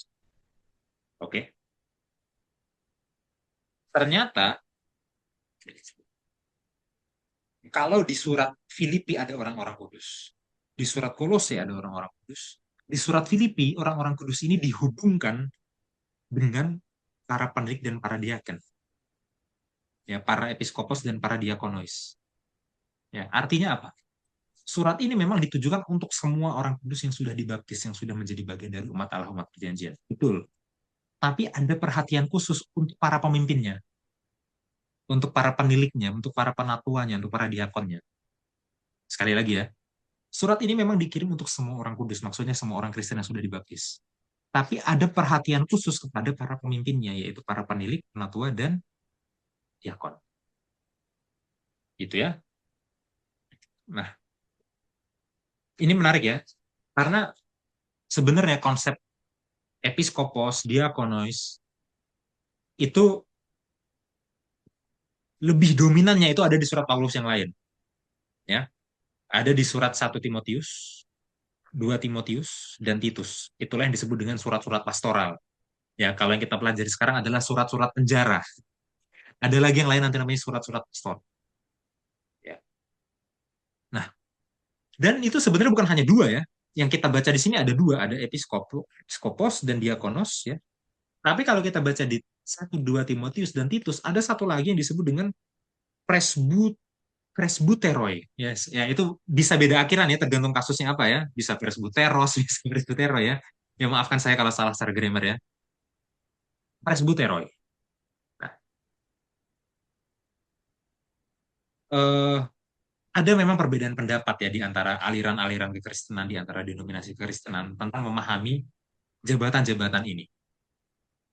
Ada yang memahami bahwa episkopos dan presbyteroi itu adalah dua jabatan yang berbeda, strukturnya berbeda.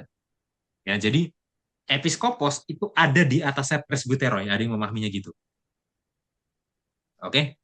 Dan episkopos inilah yang nanti diterjemahkan sebagai uskup. Dia inilah yang kedudukannya lebih tinggi dari presbyteroi, yang nanti kita akan pahami dia sebagai gembala jemaat biasa. Gitu ya.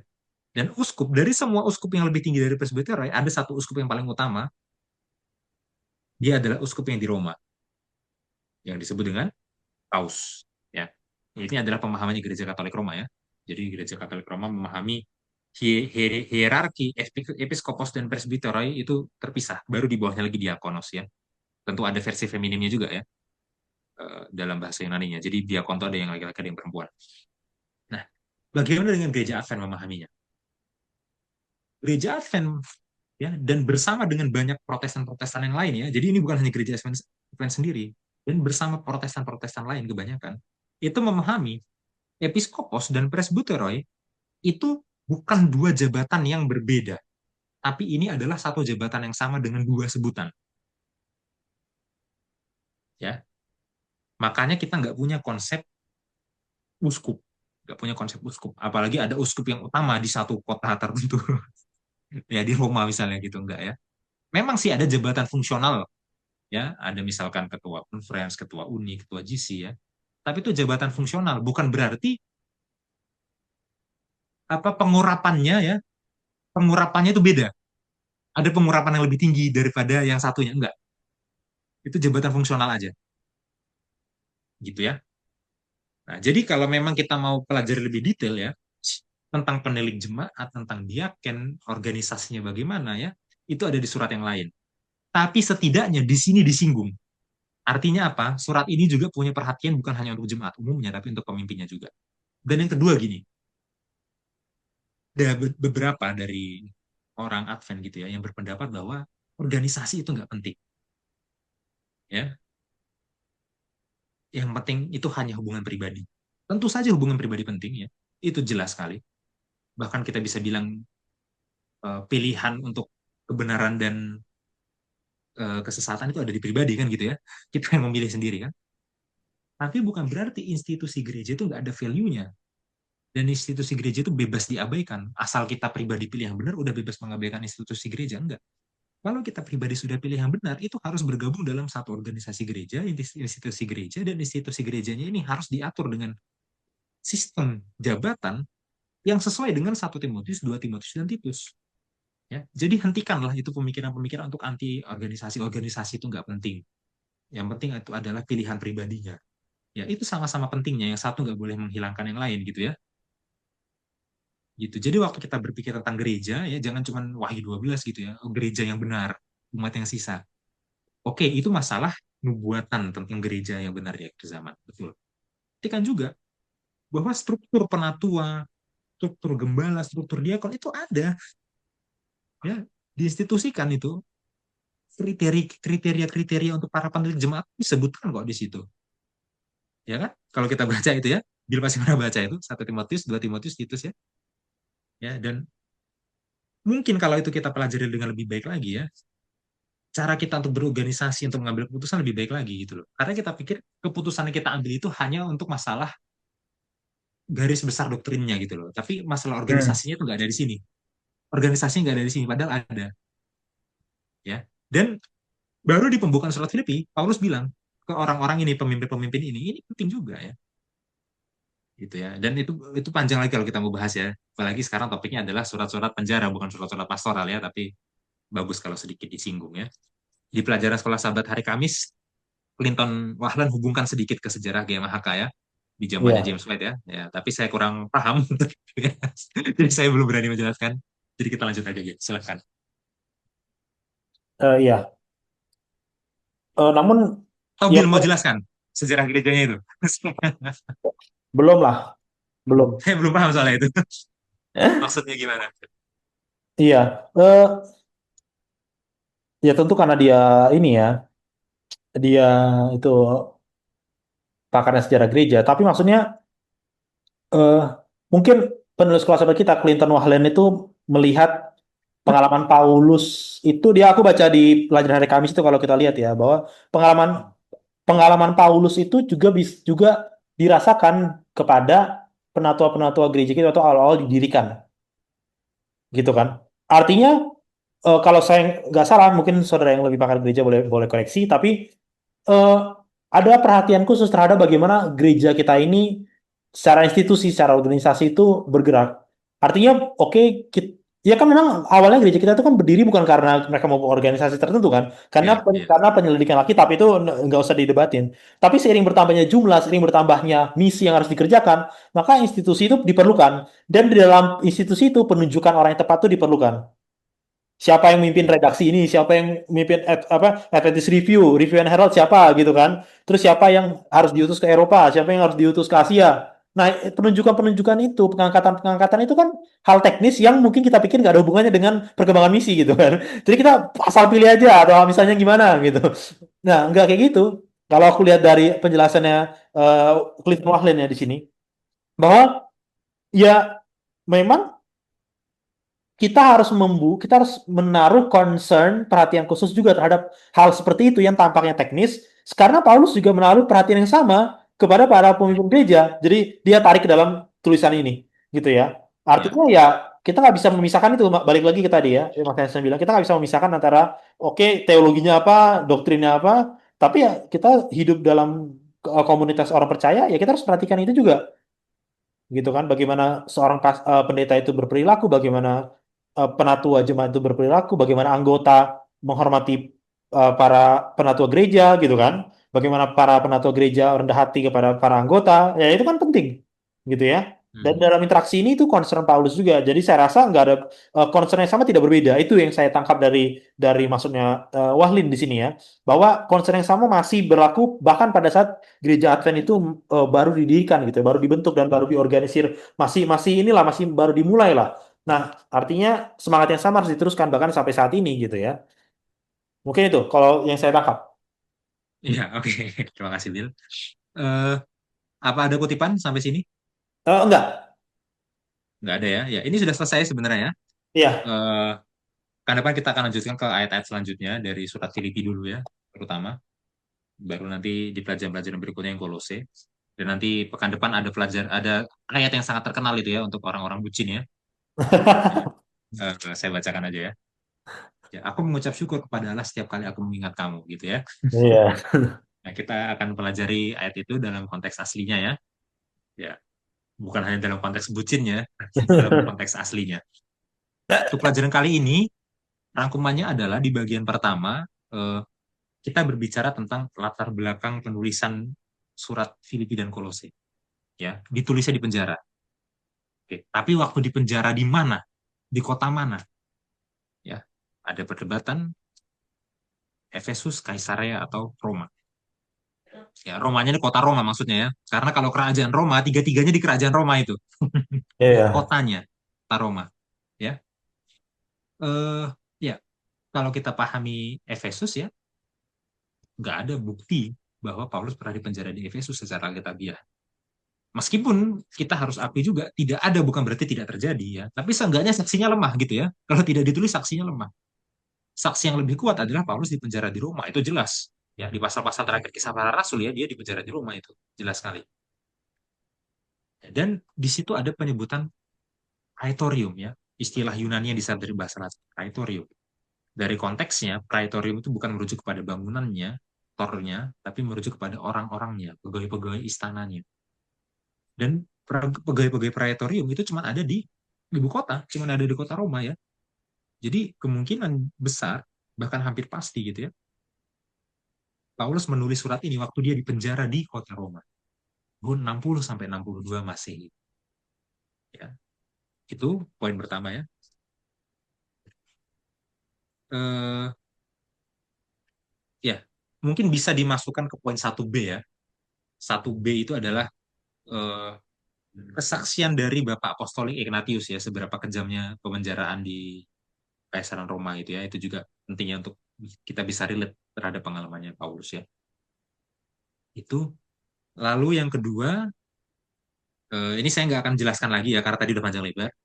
Yang nomor dua adalah latar belakang geografi, sejarah, dan arkeologi dari kota Filipi dan bagaimana Injil bisa sampai ke kota Filipi ya, itu ada di kok satu lagi, ada di Kisah Para Rasul pasal 16 ya.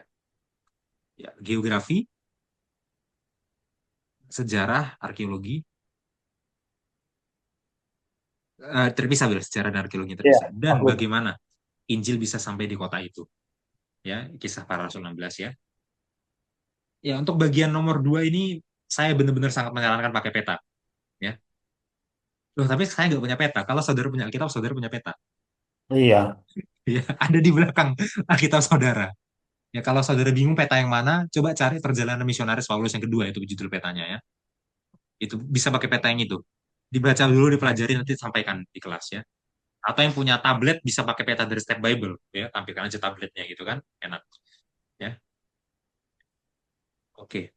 Nomor tiga, sama latar belakang geografi, sejarah, arkeologi, dan bagaimana Injil bisa sampai di kota Kolose ya.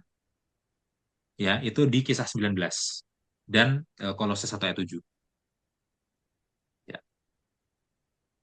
ya, pakai peta yang sama bisa. Ya, karena itu perjalanan yang kedua atau yang keberapa ya? Ya, kalau nggak salah yang kedua juga ya, sama. Hmm.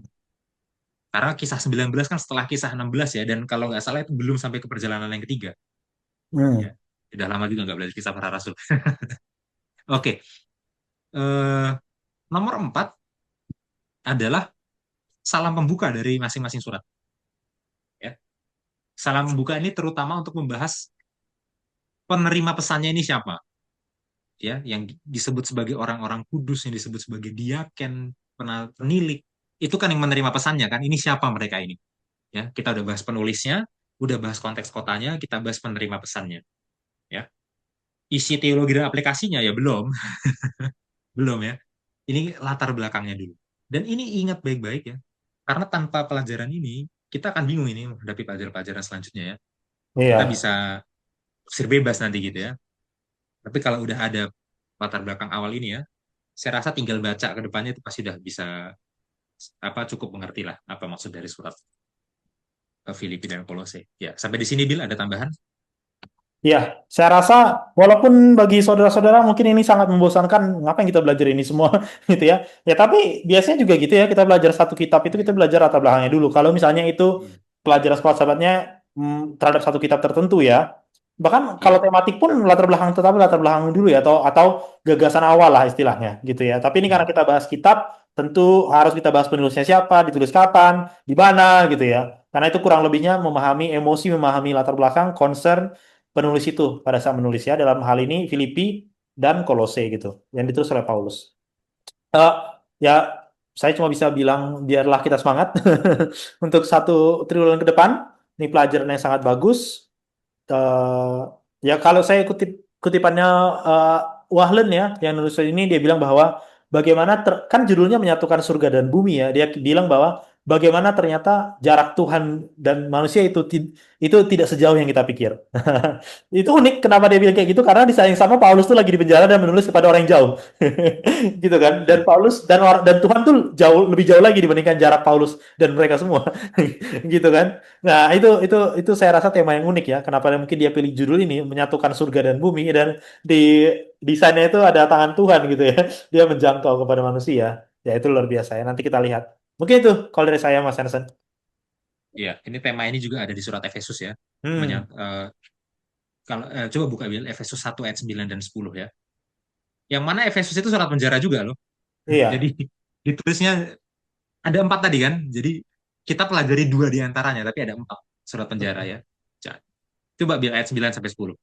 Sebab ia telah menyatakan rahasia kehendaknya kepada kita sesuai dengan rencana kerelaannya, yaitu rencana kerelaan yang dari semula telah ditetapkannya di dalam Kristus. Sebagai persiapan kegenapan waktu untuk mempersatukan di dalam Kristus sebagai kepala segala sesuatu, baik yang di surga maupun yang di bumi.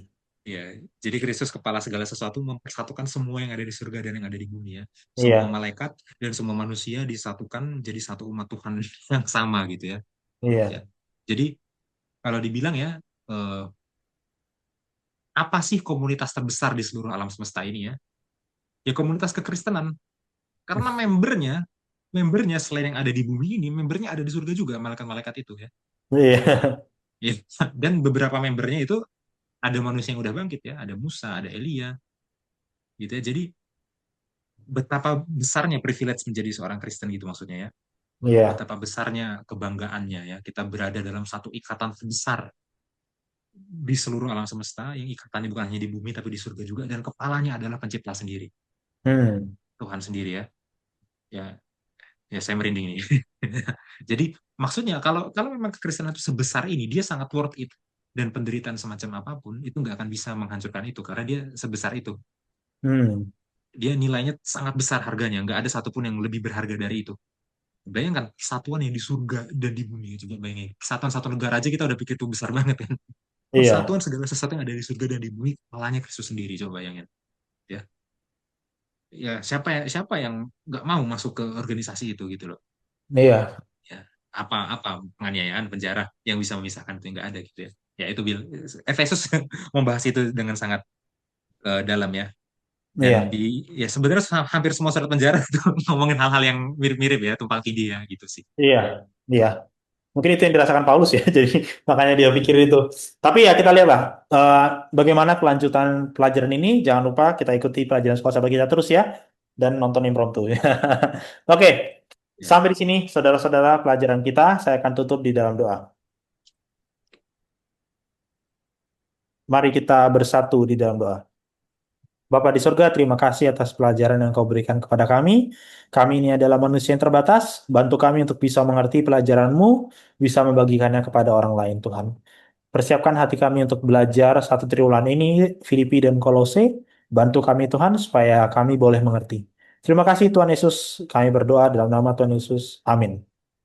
Amin, amin. Baik, sampai di sini pelajaran sekolah sahabat kita. Shalom semuanya. Shalom, shalom semuanya.